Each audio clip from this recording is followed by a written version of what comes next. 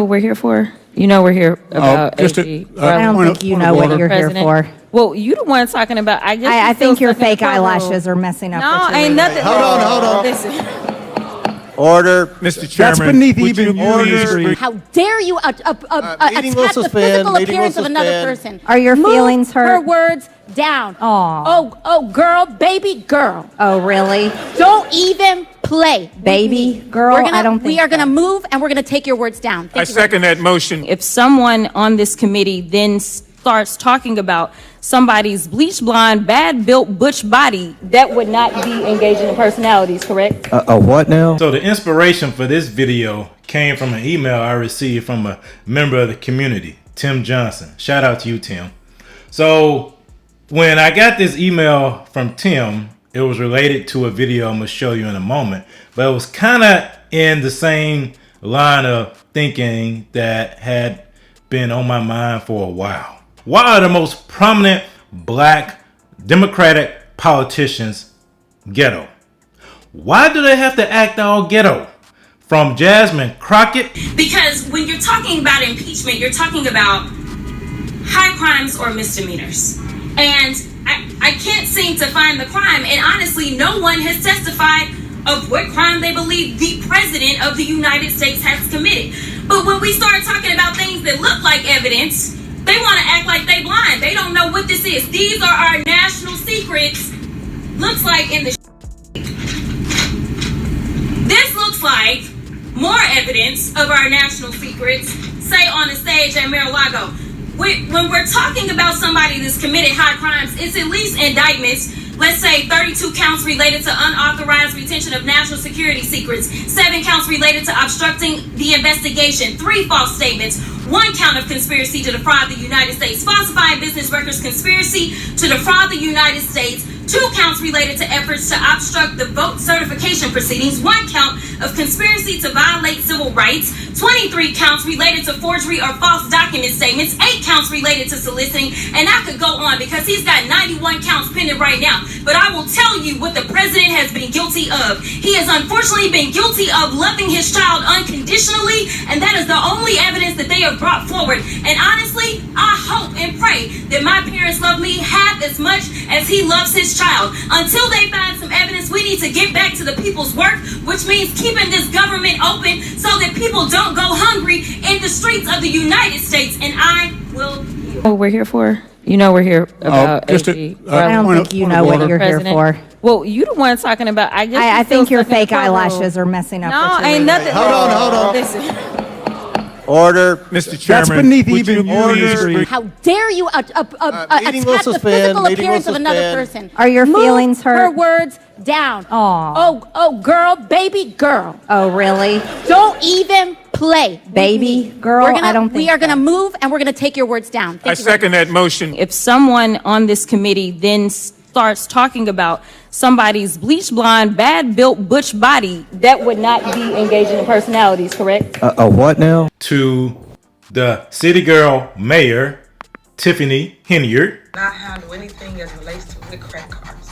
As you heard me speak today in my board meeting about, I do not handle it. Some of those charges are for you, though. No, sir. You didn't go to Las Vegas?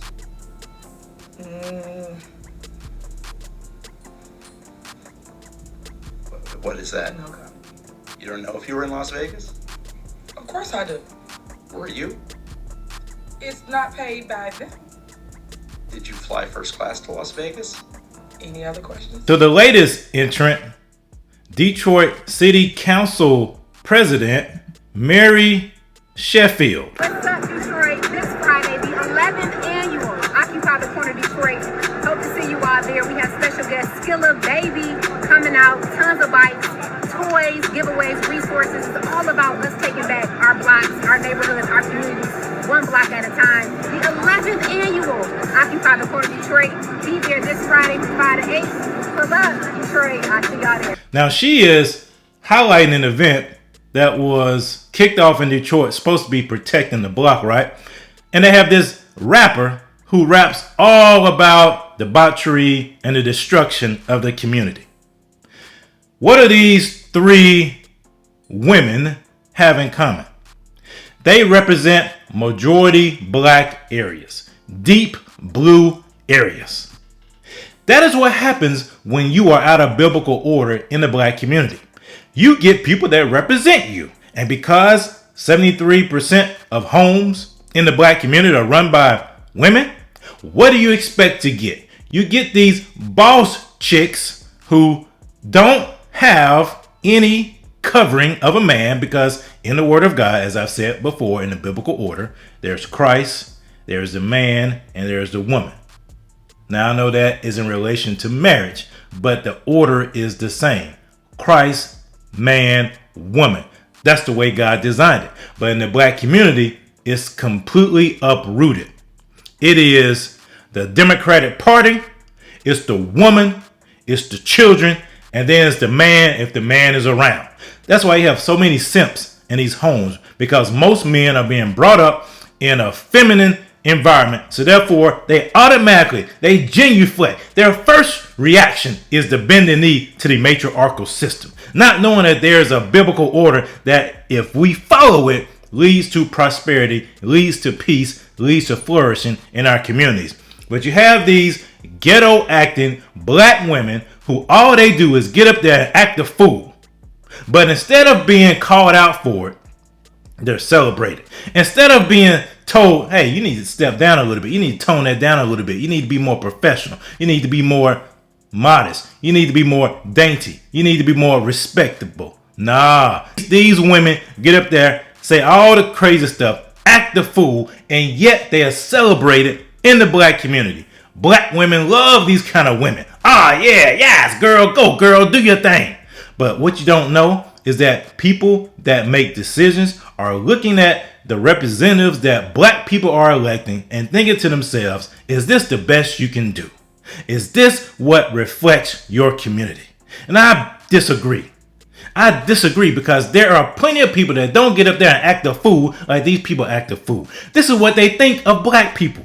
We continue to project this image of us being ghetto and trashy, and that's not the case. But the ghetto and the trashy is highlighted because that's what the liberal media, that's what the entertainment, that's what Hollywood and people like that want to do. They want to elevate the fringes of our community and put them into the mainstream to paint the picture that all black people are ghetto. And that is not the case. But instead of speaking out about that like I am, a lot of people are silent. They're scared to rock the boat. They're scared because they know if they speak out about this stuff, they speak out about the lack of a biblical order in the black community, if they speak out about these church plants in the black community, they do nothing but harm and sabotage the black community, they will be blackballed. And a lot of men are scared to speak out about it because they want to sleep at night. That's why they do it. We don't have to act like that. Our women don't have to act all ghetto to get attention. They don't. And I know some people may say, well, Marjorie Taylor Greene was acting ghetto too. Yes, she was. She was acting ghetto. She was acting redneck ghetto. But we don't have to act like that to get attention. We don't. We don't have to behave like they want and expect and program us to behave. Back in the day, we didn't behave like that. During the civil rights movement, all these people love to talk about the civil rights movement. But do you know that people like Jasmine Crockett and the Detroit City Council woman and Tiffany Henyard would not have been leaders during the civil rights movement? Because that would reflect it poorly upon the movement, and there was a respectability that they wanted to uphold. They were all dressed professionally. The women were dressed professionally. Think about that. But in today's world, if you walk out in a suit as a man, they think you're pushing respectability politics. There's something wrong with you. You're trying to be white. You Uncle Tom, you Coon, you Uncle Ruckus. Who cares what the white man thinks? But you think about the white man all the time. You're always talking about white supremacy. You're always talking about how oppressed you are by white people. So what gives? It's an agenda they're pushing.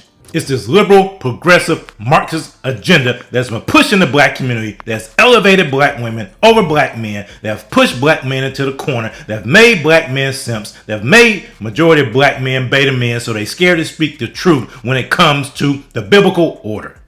Because all that happens in the black community, all this matriarchal, all this disruption of the Western prescribed patriarchy, all what they want to disrupt is biblical values. What they want to disrupt is real Christianity. What they want to disrupt is the true gospel. That's why they want to kick Jesus out of the black community. They want to kick God out of the black community. And they've done it through the use of these church plant pastors. We don't have to be ghetto.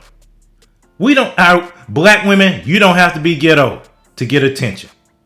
That's a lie that has been fed to you from the pit of hell. Because all that does is make you a victim. All that does is make the community a victim. And we're not victims. We are empowered for greatness.